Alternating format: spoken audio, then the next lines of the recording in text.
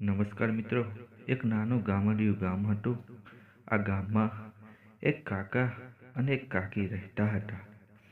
તેઓ તો મહેનત મજૂરી કરે અને ઘરનું ગુજરાન ચલાવે. એમાં મિત્રો એક દિવસ બને છે એવું કે આ કાકાને કોઈ કારણોસર શહેરમાં જવાનું થાય છે. એટલે એક દિવસ વહેલી સવારે આ કાકા ઘરેથી શહેર જવા નીકળે છે. તેમાં મિત્રો બને છે એવું કે આ કાકાને શહેરથી ઘરે આવતા થોડુંક મોડું થઈ જાય છે, એટલે કે રાતનો સમય થઈ જાય છે. આ કાકા તો રાતના 12-1 વાગતાના સમયે શહેરથી ઘર તરફ રસ્તા ઉપર ચાલ્યા આવે છે. અને આ બાજુ તેમના ઘેરથી તેમની ચિંતા કરવા લાગે છે.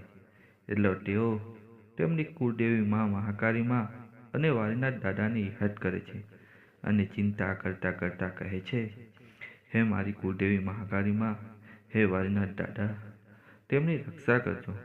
આટલા બોલતા આ બાજુ આ કાકા જે રસ્તા ઉપર ચાલ્યા આવે છે તે જ રસ્તા ઉપર સામેથી 10-10 વર્ષના અને હાથમાં નાની નાની લાકડી અને કપાળે તિલક બે નાના બાળકો સામે ચાલ્યા આવે છે.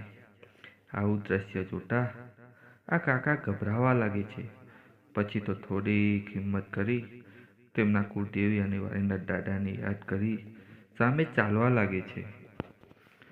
અને પેલા બે નાના બાળકો પણ સામે રસ્તા ઉપર ચાલ્યા આવે છે. થોડાક નજીક આવતા આ બે બાળકો આ કાકાને સાઈડ આપે છે. પછી તો આ બે નાના બાળકો આ કાકાથી થોડાક દૂર જાય છે. ત્યાં તો આ બે બાળકો અલોપ થઈ જાય છે. કાકા તો દ્રશ્ય જોઈ વધારે ગભરાવા લાગ્યા અને થોડી જ વારમાં તેઓ તેમના ઘરે પહોંચી જાય છે. અને ઘરે જઈને તેમની પત્નીને બધી વાત જણાવે છે. ત્યારે તેમની પત્ની કહે છે કે મેં આપના કુળદેવી મહાકાળી અને વાલીનાથ દાદાને યાદ કર્યા હતા અને તેમને કહ્યું હતું કે તમારી રક્ષા કરી. એટલે કુળદેવી મા અને વાલીનાથ દાદા તમારી રક્ષા કરવા આવ્યા હશે. આમ મા મહાકાળી અને વાલીનાથ દાદાએ પરચો આપ્યો.